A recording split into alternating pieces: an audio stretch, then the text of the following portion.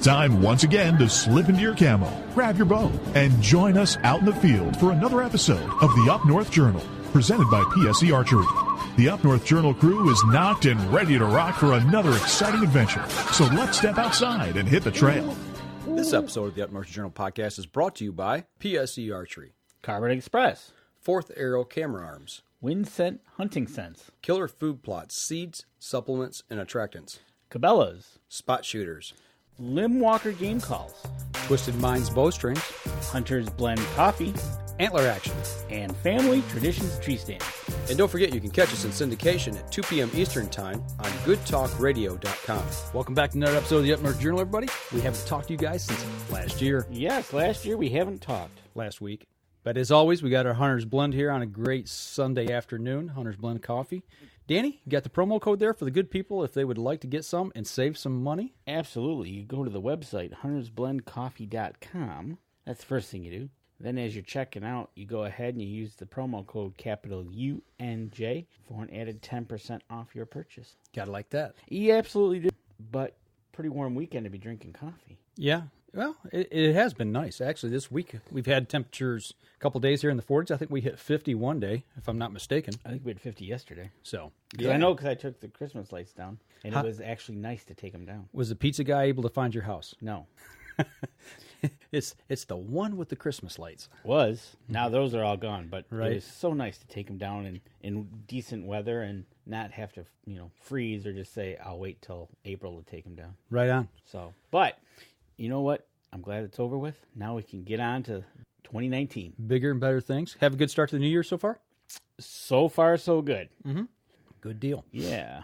Done anything exciting this week at all? This week, no, not really. It was just a kind of I get back to work week and, okay. You kind of easing into everything going on. And nothing in the outdoors? Nothing in the outdoors except being outside, taking down Christmas lights and watching the big squirrels out back. Okay. Well, I got out and shot the bow yesterday. Nice. The reason we're doing the show today at 4 o'clock on the live stream is for the simple fact that Danny and I are going to be shooting indoor targets starting today at 7 o'clock. Right. An indoor archery league. So I figured it was time to get out and just run some arrows downrange with the Phenom SD. And, I had it out, I think, a couple of weeks ago. Yeah. I mentioned right before Christmas, and had a little tuning to do and got it dialed in. So I don't know. We'll see what happens tonight. So hopefully everything goes well. Ben Lalonde says he's got his new bow all sighted in. Nice. So Santa was good to him. Yes. I don't know. We talked about that in studio last week? Last year. Yeah. Last year? Yeah, last year. Matt Howard says it's good squirrel hunting weather, and Sophia is out there watching them. You're supposed to be shooting them, not watching them. I was going to say, aren't you supposed to be shooting them? Right. Got it like that. Tim Cia says, glad you guys are on earlier. Oh, good. Tim can join in the fun now. And while we got Tim here, while everybody's listening. That's right. Last night, Friday night. Nope, 2 nights ago. 2 nights ago. That's right. I lost track of time already. 2 nights ago, Friday night, 8 o'clock, on the limb, on Facebook, is Tim Cias's live broadcast. Yep. Kind of like what we're doing here, and he takes and fields questions and has good interaction between everybody that's on the live stream checking out his show. So make sure Friday nights, if you got Friday nights, 8 o'clock, free, go over there. And he's there for an hour. And just basically, like he's out of West Virginia, so you can ask him anything about turkey hunting. He's got it covered with his, he'll ask you, show you how to run calls if you need to get some information about it. And, he was on Friday night. I kind of listened in to him, watched him get back into the swing. He's counting down the days to hunting season for him and the youth season that is down there. Okay, he's got it counted down to the days and hours and minutes absolutely. And seconds? Pretty much he's got it down to the days. Which is how many? It was over 100, I think. I don't remember exactly. He'll type it in here in just a minute, I imagine. So, all right. We do have a question. Look at this. All right. Vegas or 5-spot league? It is feet of field, or a feet of scoring, a 3-spot, if I do remember correctly. We'll tell you next week when we find out. Yes, I believe it's FIDA. So. Oh, she's out there whacking them. Okay. Old Matt Howard and autocorrect. Nice. Okay, we got a question. Okay. Bob and Cindy. Hey, guys, can you recommend a good scope for a 450 Bushmaster? You ask right there. Vortex Diamondback Series. Yes, and I thought Cabela's had don't. I thought they had the combo, and on the combo they do have the Vortex Combo with the gun and the scope. And Okay. I think the scope was a Vortex. Yeah, this one actually is the Diamondback 4x12 40, and it's got a dead hold BOC reticle. And I bought this actually for a 270 that we've got that I want to set up. One that I got here, I don't know, a couple of years ago, and actually still trying to get it set up. It hasn't gotten far. Hasn't gotten far. But a Vortex scope, you can't beat the glass. You can't beat the warranty that comes with them. Absolutely. And the Diamondback series it's not the entry level series. It's the next step up from the Crossfire series. You got the Crossfire, Diamondback, the Viper, and then the Razor series. And this is the second step up. Yeah. This is just That'd be mid range, I guess. Yeah, a good hard workhorse scope that'll get the job done. 100% lifetime unconditional warranty. You can run it over with a truck and send them the pieces, and they'll get you a new one. Well, not on purpose. Don't. If you happen to leave it and it gets run over. Yeah. Now that's service right there. You ask them, and we actually showed your product. Right, and we had it on hand. Tim C.S., you're right. 97 days for the youth and 99 days for the adults in West Virginia. Okay, so there you go. Turkey season in West Virginia. Yeah. Actually, Tim, I may be getting a hold of you here very soon. Come September, I just found out that I might actually be within an hour and a half of your town. So might have to have dinner one night or something.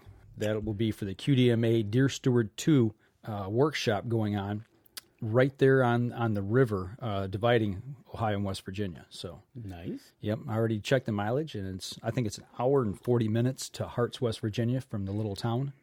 Gallipolis, or something like that. I can't remember exactly what it is, but it's down his way. So, Bob and Cindy say thanks. yep, check them out. In the Vortex scopes, those you can get Oh, you can get those. any of your big box retailers, Yeah, outdoor absolutely. stores. So, And if you watch them, they run sales on them. yeah, and if you don't need that 450 out on the range, or you're not doing any late season hunting with it, or out of state or anything like that, wait probably. I'm going to say September-ish, August, September, Yeah, when they start running October. their big They'll start sales. running the big box stores start running some sales on them. So Yeah. you can save some money, or sometimes they offer an incentive You to might get be able something to. else with it. You might be able to catch a January end of the year. Mm-hmm. Get it off the shelf. That's deal. true.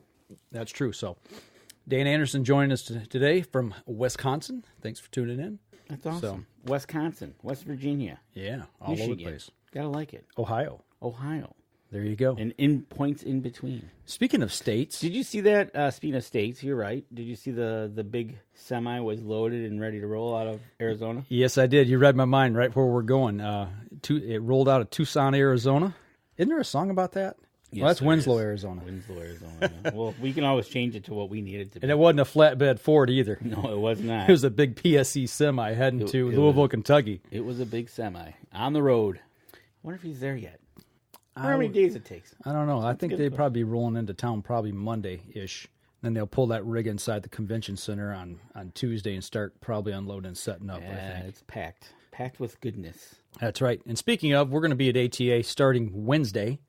Danny and I will be in Louisville. We will be doing some live drops. Just like we did last year. We'll Yeah. be doing some live drops, from things around the floor of the show. Yeah, hopefully we'll be hitting it a little more than we did last year. Hey, Josh, what's going on? So, What's happening, Dan Anderson, out there? But- do some live drops from the floor like we did last year. absolutely. If you guys got any questions you want or things maybe you see that you want us to try to find, take a peek at that you think you'd be interested in, give us a shout. And Yep. we'll track them down like last year was the see-through blind.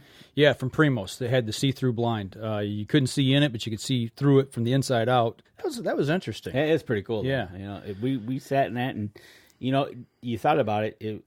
If you had the black background, you really could not see into that thing. Yeah, it was pretty cool. Yeah, it was. It was one of those things that was you had to see it to believe it. Yeah, right. And I'm like, yeah, this isn't going to work. But once we got there, and I'm like, this is pretty cool. I don't think the white carpet did it justice. No, I think you need to brush it in around it. If they could have against their wall there brushed it in, like Yeah. I think it would have. It would have made a big difference. Yeah. The white carpet, you can see a little movement inside, but that, and then the site, the electronic site from Garmin, the bow yeah. site, that was pretty cool. So the big things I've seen coming out this year, And I just got an email on one, and it was from a scent company. And I don't know if you've seen this, Danny, but the thing with this is if you're in the stand and you need to take a leak, Okay.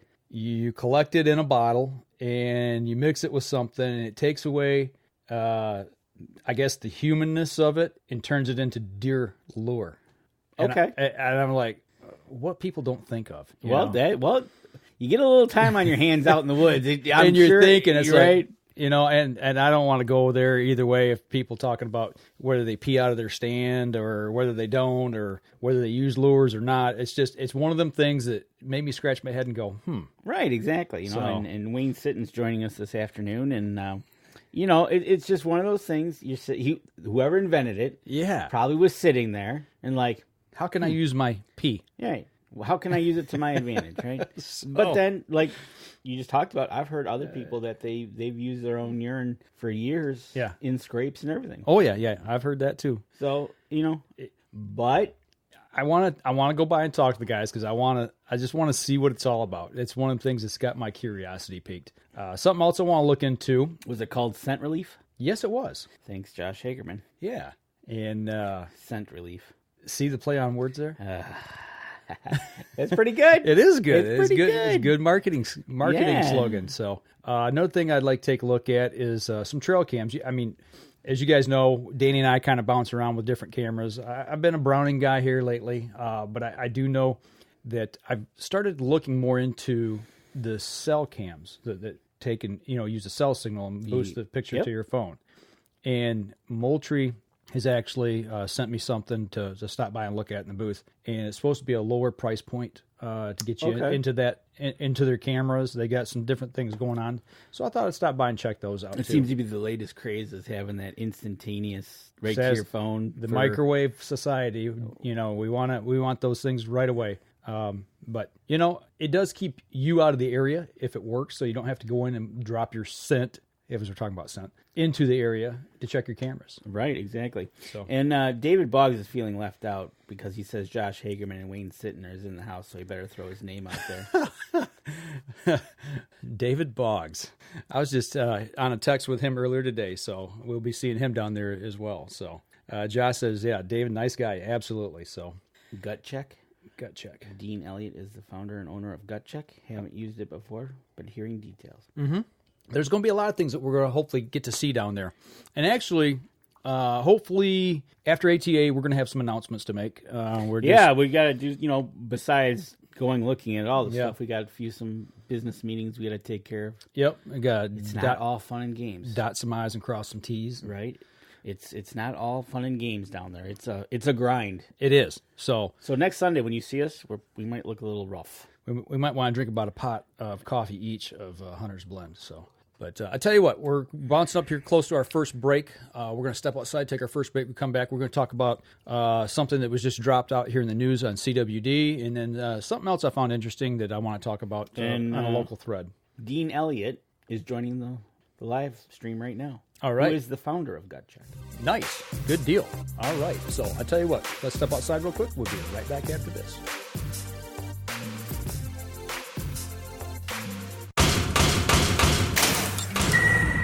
PSE Archery has reinvented the way you buy bows.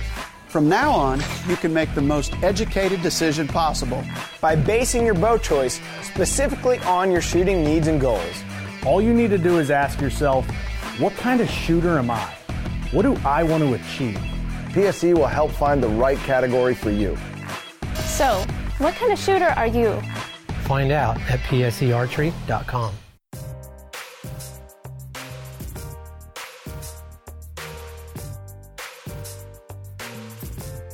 Welcome back, second segment of the Up North Journal podcast. Sitting here on a Sunday afternoon, due to the fact we're going to be shooting some bows this evening. Danny, are you ready to sling some targets? I'm always ready to sling at targets. what do I'm reading what the Gut Check is. Okay, So, Josh, I know what this is because I read about it today. Actually, go right ahead. okay, it's an arrow wrap with a pH indicator that shows you on the wrap if it's a gut check or fatal shot. Okay.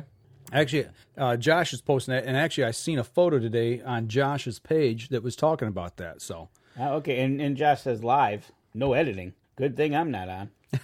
Oh, we'll get you on coming. Oh, yeah, we'll get you at the ATA. We're going to get you on, buddy. So You're right, Tim. That is a heat wave when we get into 40 and 50 degree weather. Tim C is talking about the weather. You know what? Us guys from Michigan, when we get down there, Danny and I will probably be wearing shorts if it's 50 degrees. Darn wrong, pretty close. And T-shirts, because that's just the way we roll. I mean, when you stay up here in Michigan and there's no ice. 0. Well, actually, we've not had any ice. So that's something else we're looking forward to, is actually getting out on the ice and doing some ice fishing here pretty soon. But kind of shifting gears a little bit. All right, so what do you got for me that was in the news this week that you wanted to talk about? It had to do with I got to pull the article up here real quick, but it was basically a new study that was being done on CWD. Did you happen to see it? No. So Okay. I will be the unopinionated person and listen to what you tell me about this article. Okay, now, as I'm not prepared here. Oh, okay, way to go. I got too excited about ATA, so. Uh-oh, David Boggs has got to go do some business on his property. Uh-oh. He's got a call. Poacher on the property. Got to roll. It's strange that he brought that up. I got an email today from our camp that we had snowmobilers crossing our property. Really? Yeah. So, yeah, I found that interesting. So, I guess trespassing isn't just located or confined to Indiana. No, very, very not. All right. I know I was going to have trouble finding this. I'm not done. Put you on the spot, and that's Yep. what happens, right? So Bruce Rhonda Compton, Josh Hageman. Oh, gut shot, not gut check. I get it. All right, got it. Okay, here it is. All right, tell me about it. This was from Paul A. Smith, Milwaukee Journal Sentinel. Okay. This is a story that was posted over from Wisconsin. This study's being done in Wisconsin. Department of Natural Resource employees. That's from the picture. I'm sorry. Deer with chronic wasting disease died at 3 times the rate of uninfected animals, according to the first-year results of groundbreaking study of white-tailed deer in Wisconsin. The research found a 75% annual mortality rate of CWD-positive deer compared to 25% in those without the disease. A higher mortality of CWD-positive deer was attributed directly and indirectly to the disease, according to a Wisconsin Department of Natural Resources report. Not only did some of the deer die from prion disease, other sickened animals, which are less aware of their surroundings, are less responsive to stimuli and less physically coordinated, become more susceptible to other causes of death, including hunting, predation, and vehicle collisions. The research, called the Southwest Wisconsin CWD Deer and Predator Study, is the first to assess the impacts of fatal disease in a dense population of whitetails in North America. It is being conducted by the DNR in 2 study areas, primarily in Iowa County. Initial results of the project started in January of 2017 and were released Wednesday during a presentation to the Natural Resource Board in Madison. Scheduled to run for 5 years, the project is examining factors that could impact deer survival and deer population growth in southern Wisconsin. To perform the work, the researchers randomly captured deer, take tissue and blood samples for CWD and other testing, attach a GPS tracking collar, and release the animals. The deer are then monitored at least daily for movements. If the mortality signal is received, the researchers travel to the site as quick as possible in an effort to determine the cause of death. The first year, the results span from January 2017 to 2018, January of 2018. Researchers captured and collared 138 deer, 122 which were successfully tested for CWD, said Dan Storm, the DNR deer and elk research scientist. Of the 122 whitetails tested, 12, which is 9.8%, were CWD positive. The CWD positive animals included 7 females, 5 adults and 2 yearlings, and 5 males, 3 yearlings, and 2 juveniles. For the purpose of the study, the adults are defined as age 2 and older, yearlings less than 2 years of age, and juveniles 8 to 12 months. 9 of the CWD positive deer died, including 4 directly from CWD, Storm said. A complete list of causes of mortality will be completed in the coming months, and several animals are still being evaluated. The Wisconsin Veterinary Diagnostic Laboratory in Madison is conducting all necropsies for the project. That's interesting. That's pretty much it. Okay. Storm said the sample size of infected animals, 12, was smaller than desired. The agency is conducting additional trapping and collaring efforts this winter and hopes to more than double the number of animals, including CWD-positive deer, in the study. However, despite the small sample size, the difference in mortality rates of CWD-positive deer and CWD-negative deer was statistically significant, he said. Yeah, okay. So, So yeah, it's they're doing their testing in Wisconsin. Sounds like they're actually trying to find CWD deer to test on, and I wonder if that they said they had 12 infected, right? And out of those 12, 9 died. Right. Well, of the 12 that were positive, 9 of them died. Okay. And it was, how many? I think they said 5. I have to call it back up. 5 were CWD positive. Oh, okay. Or died from CWD. Died from CWD. I thought, as of this year, there was no cases known of a deer dying from directly of CWD. Oh. And I could be wrong on that. I'm just saying, that's if memory serves me, that's kind of what I remember. Well, that's kind of saying different if they say. The thing about this is, as always, this thing created a firestorm? That's putting it nicely. I was trying to think of a word. Go with firestorm. On both sides, pro, con, people believe it, don't believe in it, what have you. Like I said, I'm kind of still right in the middle on this, waiting for more scientific results to be put forth. But when you take such a small sample and put that out there as a big statement, I've got a problem with that. A little bit. Bruce Rhonda Compton, Mississippi Department of Wildlife, using check stations, have only 2 shown in 2018. I'm assuming that's CWD. Right. But anyways, yes. When you publish something and kind of make it bigger than the sample size, you kind of make a mountain out of the anthill. Right. Well, because theoretically, right, we've got how many deer in this state, or Wisconsin's got a lot of deer as well.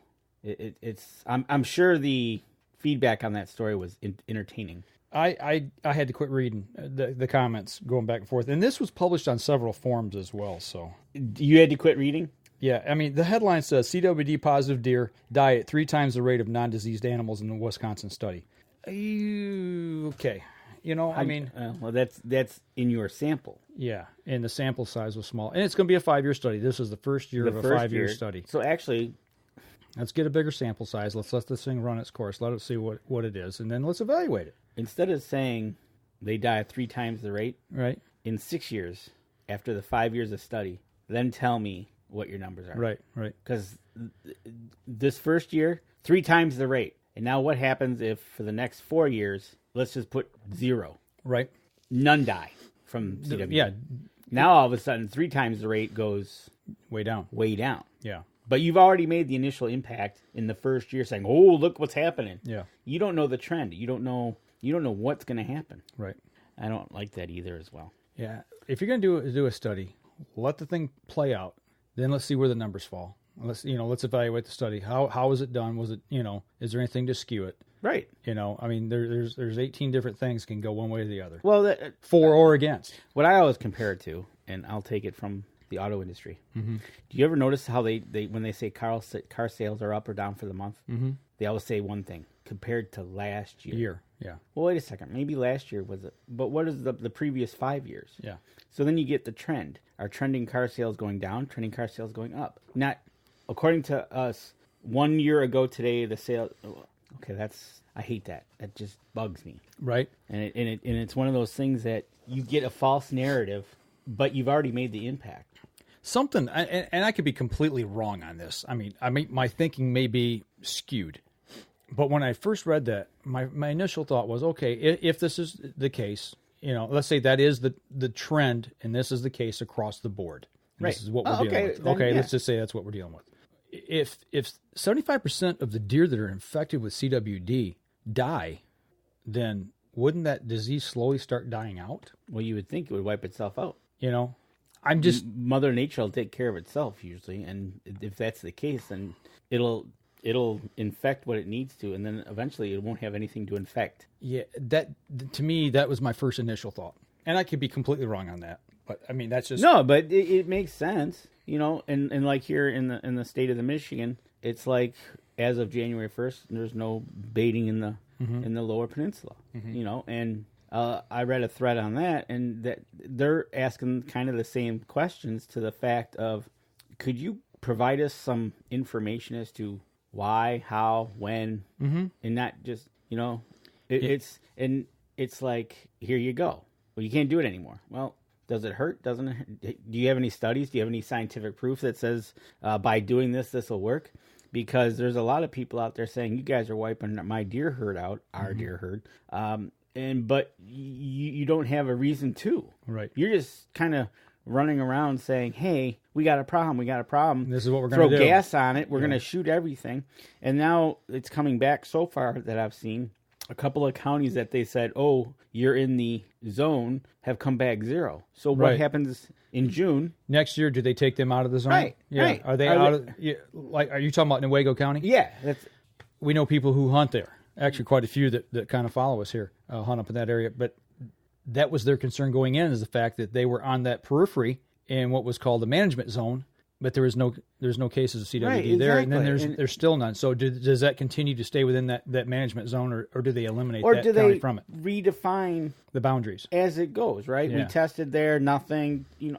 I would hope that they would say, okay, nothing showed up. We tested it for a year. Yeah, it goes back to wherever it was. Right. Don't just keep putting the hot button on everything and keeping it under a microscope when there's nothing there at the time. Yeah, well, it's going to be an interesting year here in Michigan. I mean, for those of you watching and listening that maybe don't know, here in Michigan, as of right now, it's illegal in the whole lower peninsula of Michigan to either bait or supplemental feed or recreational feed deer in this state. So that was one of the regulations. So as of January 1st, that at midnight, that all became illegal to do. Yep. So, but go ahead and put a food plot out there. Well, we've kind of discussed that as well. Well, I talked to a gentleman out there, and he grew up hunting on farms. Mm-hmm. So he's like, he's having trouble seeing the difference, whether he's hunting on the edge of a cornfield or somebody's putting corn out. Well, we've talked about the hay fields. Well, the hay fields, when the farmer cuts it and rolls and bales that hay, if it's got prions on it where the deer has urinated or defecated on it, and all of a sudden you take and truck that over to across the state, somebody buys it, and you're taking semi-loads of that hay to wherever, you're spreading that disease around. So. But and then you run into the little quirky things of it's not illegal to sell it, but it's illegal to put it out now or hunt over it. But it's not illegal to sell it. Right. I have a huge problem with that as well, because they sell that up in our area, and it's been banned, I think, since 2002 or 2003 up in northeastern Michigan where I hunt. There's a nice big sign on the right-hand side of the highway when you're going up. Yeah, it says deer feed. Yeah, can't miss it. Hello. So. And it's like, okay. But it's one of those things, come back, at least tell us about the study. That's great. Yep. But don't imply anything yet. Right, exactly. Say more to come. Yep. Right Stay now, tuned. Here's the numbers. Not just give me a big headline that says, guess what? Right. All right, I tell you what, we're bumping up here on our second break. We're going to step outside, take our second break. We come back, we're going to continue talking about deer, but in a different way. So we'll be right back after this. PSE Archery has always dominated the speed category. Now, the most revolutionary cam system ever to hit the market has perfected the shooting experience. Introducing PSE's Evolve Cam System, featuring extremely high let-off capabilities and the smoothest draw cycle in history. No other cam system has ever delivered this level of total comfort and total control. Experience PSE. Experience performance. Welcome back, third segment of the show. Talking a little deer today, talking about some things that we heard. Some articles you came up with and found. So there was one on Facebook that came across actually this morning, and I found it kind of interesting. And this I'm going to throw this out for everybody because I think it gets you to thinking a little bit. And it was I believe it was in Oregon. The state of Oregon is now allowing people to take roadkill as food. Evidently, it was illegal out there until here recently. They passed a law, and here in Michigan, if you get a tag, you're allowed to take it. Yes. So in Oregon, they made it now okay to do that. And there was people saying, I wouldn't eat roadkill. Other people said, it doesn't bother me. I'd eat roadkill. And I'm of the persuasion I'll eat it as long as it's not ground into pavement burger. Well, you sometimes, sure. Some you get, can't. It's instantaneous hamburger. That's fine. But some that are just hit or you come out, it's been cold. You can, Why wouldn't you? Why wouldn't you take the opportunity? Why would you waste that resource? Why would you? It'll be wasted there, except for the scavengers that come and get it. Yeah, but why not? I've had two. Young couple hit a deer, hit a nice doe in front of my house about 6, 7, 8 years ago ish. Okay, and the county sheriff come up, the lights, and I'm like, hey, what's going on? So I stick my head out the door. Oh, I'm going to go outside. Being nosy guy that nosy I am. Neighbor, nosy neighbor Mike, huh? Yeah, so I go out there, and, there's the doe laying on the pavement, and, it wasn't destroyed by any stretch of the imagination. They hit it, and it fell, and it died, And the people said, well, what are you going to do with it? And the cop says, well, do you want it? And they're like, no, I don't want it. He turns and looks at me, and I go, I'll take it. No problem. He writes me the tag for it, and I drag it across the street, throw it up on the tailgate of my truck that I had at that time, and field dressed it right there, and cut it, let it hang, and then cleaned it up the next day and put it in for freezer. There you go. And then I hit one probably 3 or 4 years prior to that. I hit a buck down the road about, not even a quarter mile. Okay. And it fell over into the ditch in a friend of ours' front yard. He wasn't home, and I'm like, oh, man, what am I going to do? I got to call the cops. So I'll call them. County sheriff comes out. This is probably December-ish. I was actually taking Michael to a basketball game that he was going to run video for the school. Okay. And he was about 12. So this is probably about 10, 12 years ago. So it's cold out, yeah, December. Yeah, and so I drop him off as I call the police because it was a mile down the road to the school. Come back. I'm waiting for the police to show up, or the county sheriff, and he comes in, pulls up. He's like, well, you want it? I go, well, that's what I called you for. Yes, I want the deer, But the deer is still, what it did is it ran into the side of my truck, into the front fender on the driver's side, and it actually hit my truck. I didn't hit it. And it spun, and it clipped the door, and its right rear leg went under the tire. So you crushed his leg. Broke his leg, and he's laying there suffering. Well, I'm like, please put this thing out of its misery. It's suffering here. And he's like, I can't. And he goes, I said, why? He goes, well, this is not the first deer call I've been on tonight. He says, actually, I'm out of shotgun shells. I'm like, well, you got a pistol. Shoot it. I have to file a report. Okay. And he looks at my license. He goes, well, you just live right over there. He said, go get your shotgun, come down here and shoot it. I go, are you serious? He's like, yeah, okay. So you did? Yeah, I went and got the shotgun, come down there, and then standing right in front of the police officer, or the county the sheriff, and, I shot and put it out of its misery and brought it home.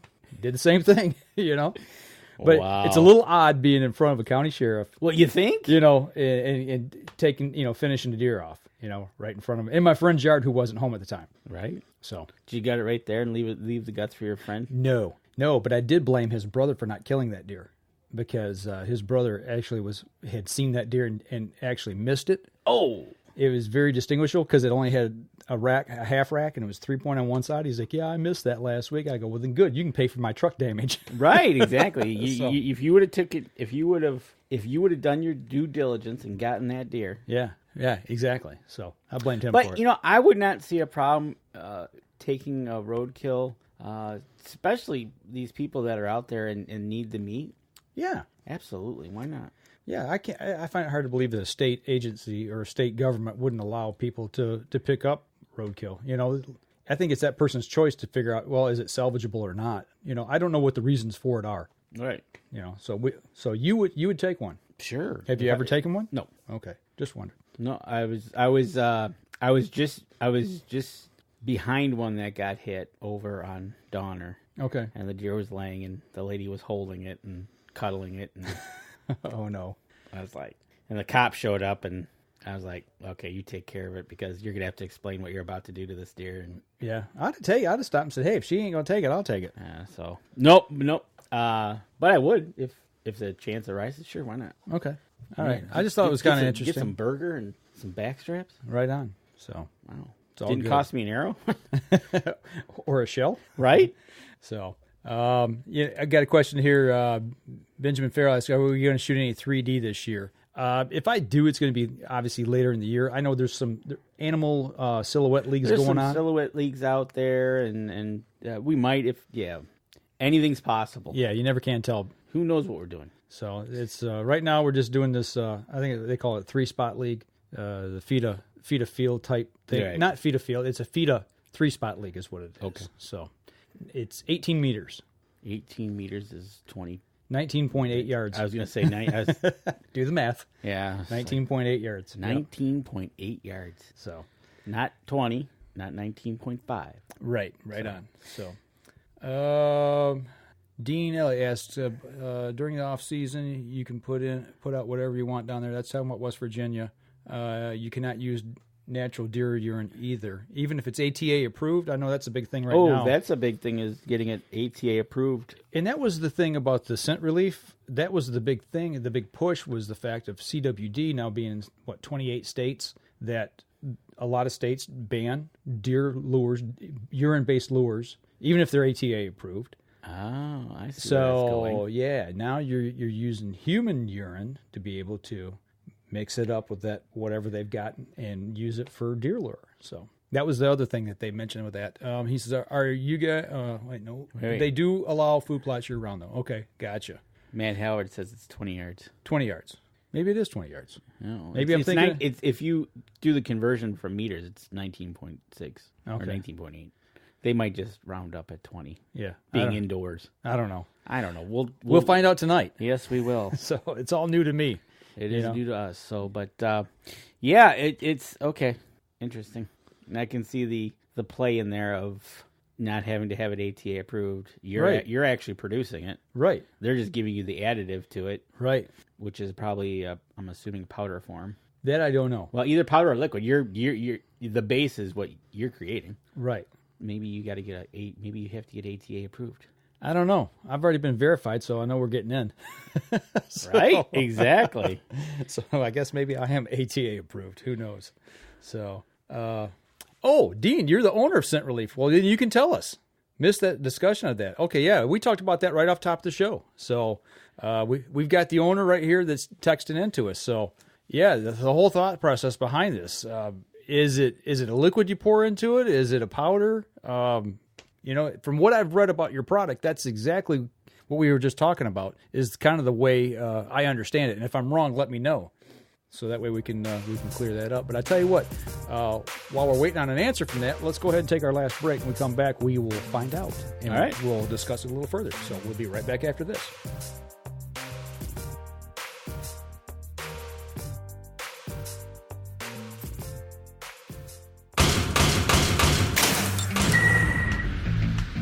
Acceleration is part of PSE's DNA. PSE pioneered the speed movement. Now they've developed the vapor category to help you find the most powerful bows on the market to fit you.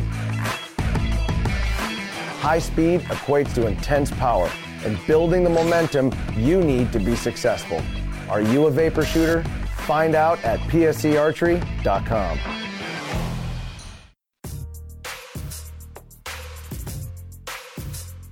Welcome back. Last segment of the show. Man, we just had a bunch of people chiming in here on the live stream coming in. And actually, we were talking about Scent Relief. Yes. And it's actually the owner of the company who's online with us right now. Online, texting into us to the show. It's actually a double. One is a powder neutralizer and then a liquid additive. So there you go. There you go. Dean, when we get down there, one of the 3 days, we're definitely going to come by and stop to you and talk to you about this, because I'm intrigued by it. I want to. It's interesting. It's interesting. I want to know about it. It's one of the things. Like I said at the beginning of the show, when I first read about this, I'm like, It's one of those things that make you go, And here in Michigan, where I hunt, we're not allowed to put anything like that out. Right. I mean, not like his product, but anything urine based. Deer urine based. Urine based. It's got to be ATA approved. So but what if it's human based? I don't think I got to be ATA approved. I'll get you 8. We've already been through that, Danny. So yeah, it's definitely something that I want to check into. So that's one of the things. And like we said, also some trail cameras that we want to look at this year. And there's several other products that we're definitely going to be in the booth checking out. Hopefully learning a lot more about that we'll be able to bring you guys here after we get back from ATA. So David Boggs says they pushed out over 30 and 4 were awesome. Okay. Must be in the woods. For everybody on the podcast, if you remember, back about 2 segments ago, we were talking, and David Boggs said he had to leave the show. He was listening to the live stream or watching the live streaming because there was a problem on the property. And lo and behold, they he got out, or he found out that the police were chasing somebody. Yeah, a fugitive. And one of the guys was actually hunting on the property, and they went through and they pushed a bunch of deer out and ruined his buddy's hunt. Right? Wow. See a guy in an orange suit go running by? Yeah, right. It's not hunter's orange. Right? It's bow season. It's not right.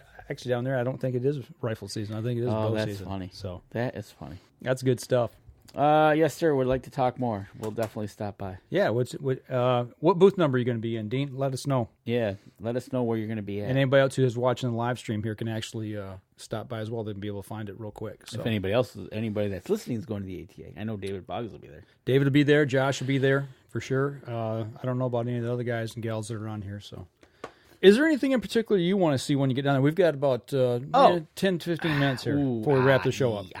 Anything in particular? Nothing that I've seen so far that's come across. There's a couple items that I might want to check out, a couple of booths, but something that's nothing's hit me. Usually when we walk the floor and I peek and look around, then something will hit me. But right now, you haven't seen anything that's been released early that people are talking about. Like a wow factor that, hey, like last year, the blind was like, the blind was I gotta the big see one. this, right? The Primos blind was the huge one. So, but this year, not yet. Okay. So I'm hoping get a chance to walk the floor like we usually do. Something will catch my eye. It's interesting. This one is a really kind of a cool thing. Mm-hmm. And when I go to the stand, I'm always carrying a thermos full of Hunter's Blend coffee. That's right. And what happens? Yeah, you got to go. You got to go. So why not? Why not turn it into something valuable? Right. Something useful. Right. I don't know. It's kind of cool. Now that I think about it. The more I think about it, the cooler it's getting. It's got a cool factor to it. Yeah, right on. Scent Relief will be in booth number 435. That's right. At ATA. 435. So but I hope, typically, obviously, looking at the PSE Evoke. Yeah, the new Evoke. That'll be can't wait to shoot that. We'll be spending some time down there in the shooting lanes, shooting some of the new gear, talking about that as well. And hopefully, like I said, we'll be bringing you some live reports from the floor, talking with some other vendors who happen to be out and about there. And right. I'm just trying to think of anything that's really I haven't. Has anything? I know you talked about a little bit about the Moultrie, the camera, yeah, the camera. But have you seen any like little gadgets or anything like that? I know there's one that I can't off the top of my head. I can't think of it right this second. The trail cameras have definitely got me intrigued this year, just because we're just finally starting to get cell service into that area. I can actually use my phone sitting in a blind, which is a bad thing, right? Because I'm usually looking at my your phone. head in your phone. Yeah, I'm doing one of these numbers here, like my phone, and all of a sudden you look up and there's a buck or a doe or whatever, and you're busted. So, but with that being said, I'd like to put a couple of these out and see how they react and how well the pictures are and see what you missed. Yeah, well, we're looking. I still got cameras out running right now, even though season's over with. So. Oh, okay. So to add to the list of what it's converted to, they can convert to acorn, corn, estrus, tarsal, and pine. Okay. Cover scents or attractants. Okay. Interesting. Pretty wild. Interesting. There's a little science. There's a little science behind that one. Yeah. Right. Definitely. So.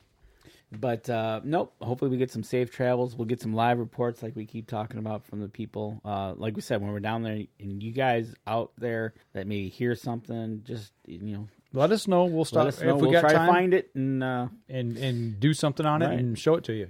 That works pretty well for the people who can't make it down. Because for those of you who are on the stream that don't know or the podcast, ATA, I was figuring now we've been there every year except 2 since 2009. I think. Right. So it doesn't get boring. Our 9th one. It doesn't get boring.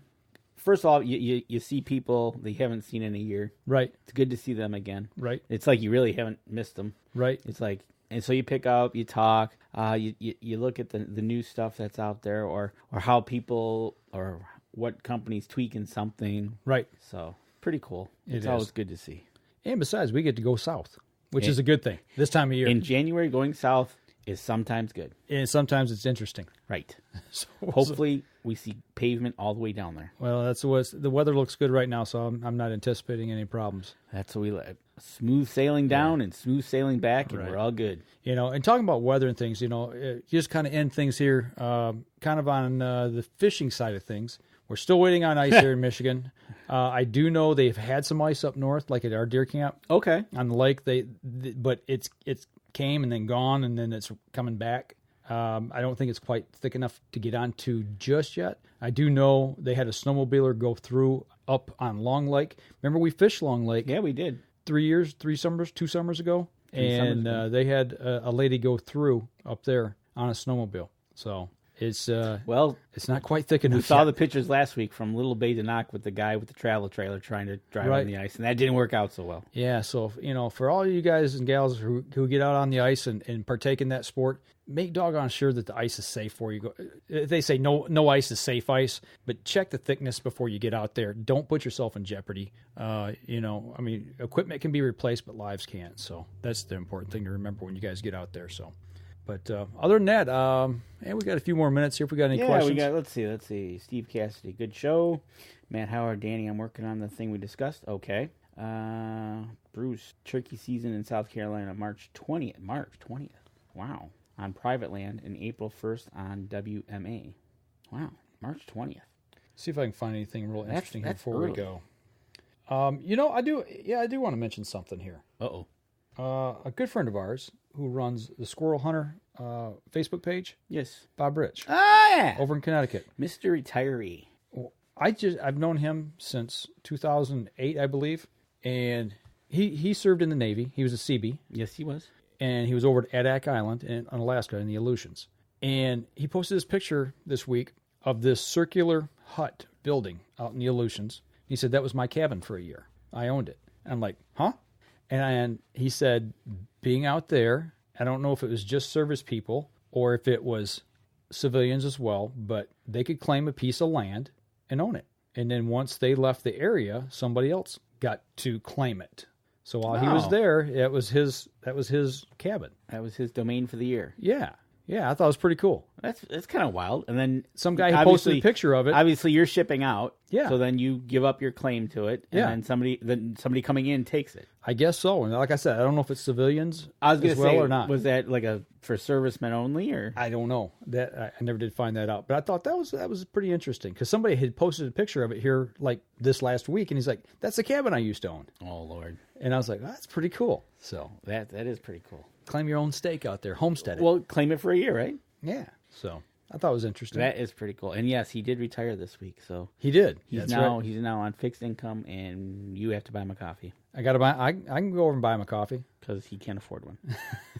Is that what he said? No, but it's a retiree. They'll tell you that every time. Right. Gotcha. My boss retired, and all of a sudden he couldn't afford nothing. Right.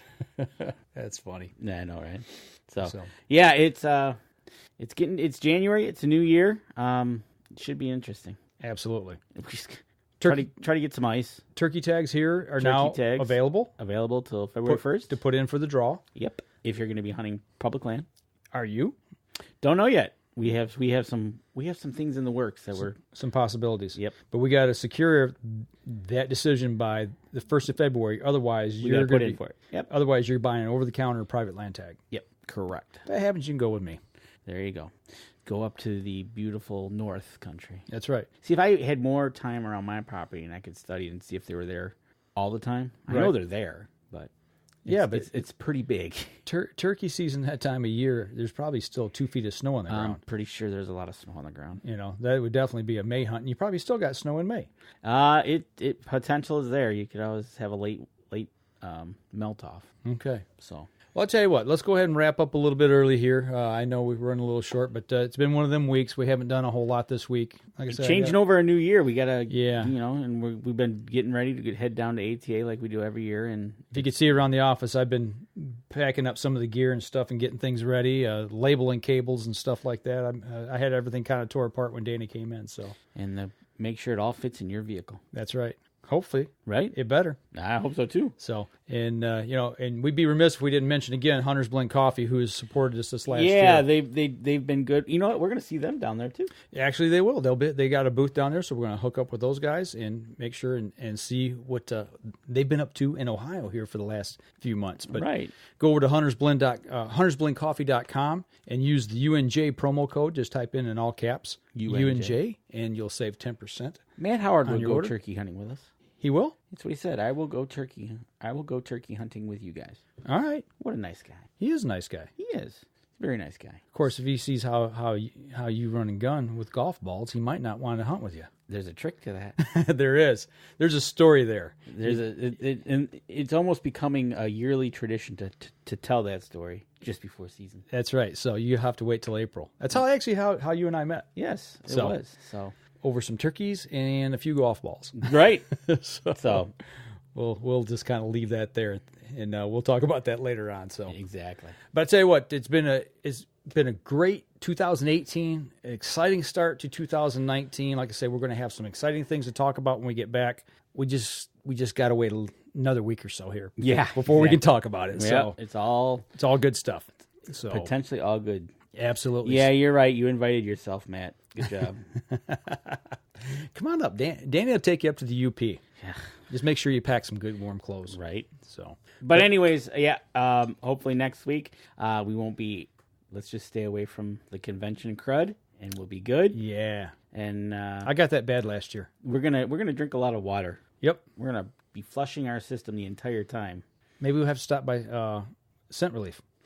Mix up a potion there. We are not getting the crud. That's all I can say is we are not. So, Dean, if you're still on, we'll stop by booth 435. We'll come over and check it out. We'll see you down there. I can't promise what day it'll be, but we will be by. He says can't wait to meet you guys. So it'll be a good time. And for all the rest of you that are going to be at ATA, you see us, stop, shake our hand, say hello, as long as you're not sick, because we don't want the crud. Yeah, don't shake my hand. And fist bump. Fist bump. There we go. No shaking hands. Lots of good after-hour events going on as well. So we're going to be busy the whole 4 days. Yeah, we're going to be pretty busy. Most likely, obviously, we'll probably be in the area of PSE. Yep. A lot. Yep. We will be on the floor. So if you're there, check PSE area for us first. Right. Potentially we'll be there. If not, then we are out on the floor. Yeah. So. And if you've got our personal numbers, just text us, shoot us a text, and we'll meet somewhere. So yeah, exactly. Like to have lunch with some of you guys and gals if the opportunity arises. So, but if you're heading that way, travel safe, and we'll talk to you guys when we're down there. If not, I tell you what, for everybody on the podcast, we're going to go ahead and wrap up that portion of the show right now. So we'll be back again next week. Actually, we're going to have episode 499 and 500. Hopefully, the podcast portion we'll be able to record while we're down there. Yep, exactly. That's the plan. We're going to pop our 500th episode while we're down there at ATA. I couldn't think of a better way to do it. It's going to be awesome. It will be. So for those of you on the podcast, y'all take care, and we'll talk to you in the middle of ATA next week. Take care. And don't forget, you can catch us in syndication at 2 p.m. Eastern Time on goodtalkradio.com. This episode was brought to you by PSE Archery, Powered Express, Fourth Arrow Camera Arms, Winsent Hunting Scents, Killer Food Plots, Seeds, Supplements, and Attractants, Cabela's, Spot Shooters, Limb Walker Game Calls, Twisted Minds Bowstrings, Hunter's Blend Coffee, Antler Action, and Family Traditions Tree Stands.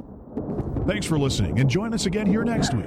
Until then, remember, as we always like to say, if you're out on the water or in the woods, shoot straight and be safe until next week on the Up North Journal.